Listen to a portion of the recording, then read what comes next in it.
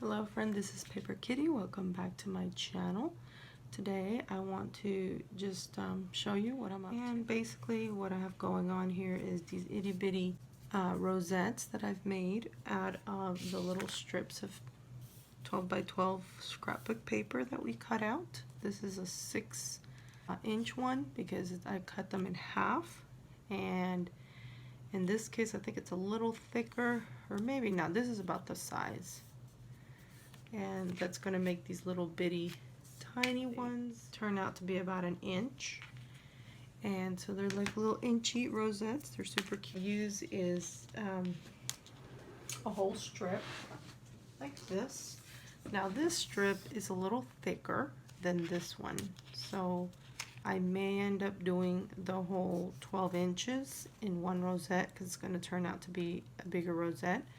But when they're this like little thin, let's see, it's about 1/2 inch, they're going to make a 1 inch little bitty rosette. So this one is 3/4 of an inch.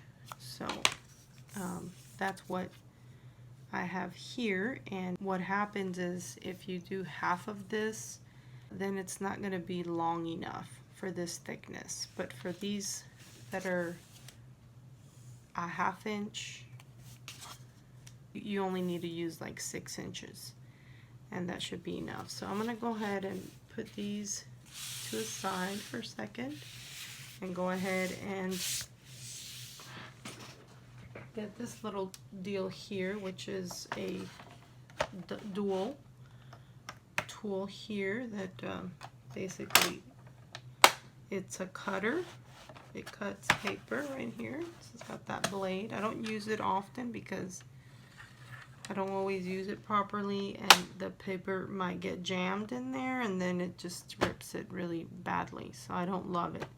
But sometimes it works really nice. So it's just one of those things that you just never know. So I don't love that, but I will use it if I've already got this out. And so I went ahead and opened this up because it is, when it's folded over, it's half the size. And so this is a memory keeper product, I believe. I've purchased it a while back, and so, but I actually bought it for the scoreboard. And so what I'm going to do to make these rosettes, first of all, I'm going to go ahead and get this 6-inch one with 1/2 inch hot glue gun going, because I found that that's the easiest glue to use for this kind of project. I could use other glues, but that is the one that I prefer. So I'm going to go ahead now and just score all the way through, and that's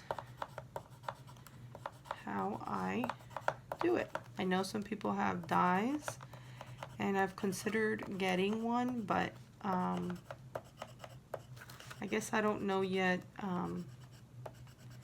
They're not cheap either, so, and I kind of stopped doing rosettes for a minute. I may go back and get one if I run into one, because I do like making rosettes from time to time. But this is a nice way to just use these little strips of paper that are the edges of your scrapbook paper. So for that reason, you know, I don't need that die to do that, but I believe the die is a lot easier to work with than this. This is a little more tedious.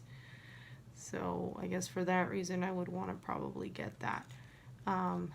Let me know what you think about that in the comments below. Maybe you already have one and you love it, and you've gotten a lot of use out of it. And maybe you have one and you just use it a couple times and then put it away and never used it again. So I'm curious to know how people how they feel about the little die cut that helps you make these. So yeah, because I'm still debating on buying that. So make sure and comment below. You want to go ahead and put a little bit of glue. I like to just put it on the inside part a little bit. I don't know if the video is showing here what I'm doing, but anyway, I've put some glue in there, and then I'm gonna go ahead and boom, just close it off here on this other side. Again, this is how I do it. Maybe there's a different way other people do it. I'm not really sure. But I just wanted to do a quick take on, like I said, what I was doing. And so yeah, then the next thing is I do like to have a circle punched out if I can, but sometimes I don't have it handy like right now. And I'll just use whatever I have handy. I just happen to have a little piece of cardboard strip. And so I'm going to go ahead and go like that.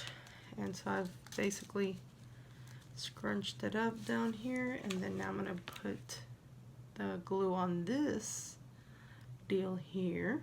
Circle it around to kind of get rid of these little webs a little bit. Right, so I'll do that.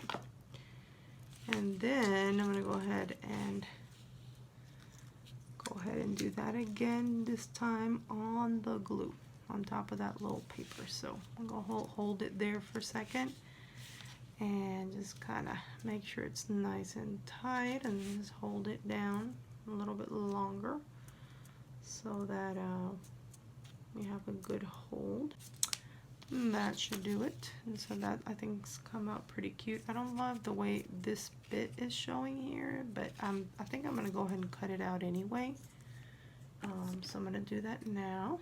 Go ahead and cut out the excess here and the excess here, and maybe a little extra too, because this piece for some reason is kind of hanging out there in a way that I don't love, but now I do. So it's pretty cute. Every now and then I will put just kind of like a regular glue to glue down any bit that maybe straggled behind, like this one. So I think I'm going to do that, just because, you know, the hot glue is not quite as precise as this little art glitter glue, mainly because of that little nip. So so yeah, now I'll just go ahead and close that up a little bit. I'm just going to hold it there for a few seconds. And so yeah, that's how I made one that is 1 inch, little bitty. So that's cute. I think that's probably as small as I can go with my fingers. So if you make them any smaller than that, I'd be interested to know and how you do it. So let me know in the comments below. Let's try this bigger one, which was I believe 1 3/4. Let's see, or excuse me, 3/4. 10. So it was 12 inches, and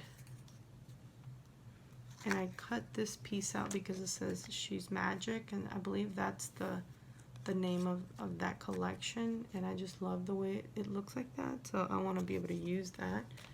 And so I'll do that sometimes to some of those in the sunny days. So that's why it's 10 inches instead of 12, but that's still, it's thick enough to where I'll probably be able to use that whole strip. So I'm just gonna go ahead and put it wherever I can reach, and I just put it against the top here so it doesn't move on me. But really, you know, it doesn't matter exactly where you put it as long as you're able to keep it in place, and that way you can have your little grooves, you know, your little scores. And yeah, appropriately divided. So like I said, I'm just kind of going through this. I kind of do it a couple times on each little groove, just to make sure that I'm, you know, enough, that I've done it hard enough, you know, that I've pressed down enough, and that it's good to go. So that's what I'm doing here, and I'm almost done. And yeah, so that's it. That's quite a little task there to do. You can look on the other side if you missed any bits, and so you can go back if you need to. And just kind of see, yeah, see I kind of missed a little here too. So, not a big deal. Could have probably been fine without doing that also, but that's good enough. So I'll put that to a side, and I'm gonna start scrunching, let's see, scrunching this up. And I guess there's many ways to do this, but I guess this is kind of just where I decided to do it. And you know, it's not perfect. I'm not doing this perfectly by any means. I'm just folding as small as I can, and where it folds, it's not really something I'm having a lot of control over. Like I said, I'm just kind of trying to keep it, you know, just fairly the same size, so it just doesn't look terribly wonky. I mean, you gotta try. But if it's not perfect, it's okay. I don't know that there's anybody that could do it perfectly, but I'm sure there's somebody, because I've been wrong before, believe it or not. So now I gotta decide whether I want it to be this way or this way. And I think I'm gonna go this way, but anyway, before I need to decide that, I do need to just connect the ends. So I'm gonna go ahead and in this case just put it right on the tip, kind of like the inside, and then boom, connect it to that side. Whoops, try that again.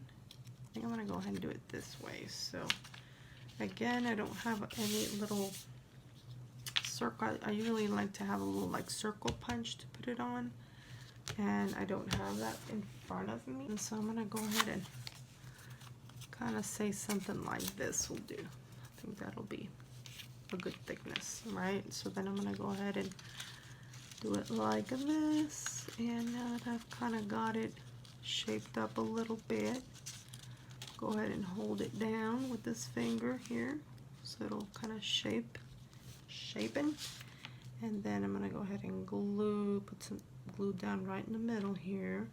Be kind of generous with it. And then I'm gonna go ahead and try to pick this up if I can and put it right down there. And then just try to hold it down, make sure my little edges all around are nice and snug in the middle. And I'll just hold it down with a finger. Anyway, looks like that's done, dried out.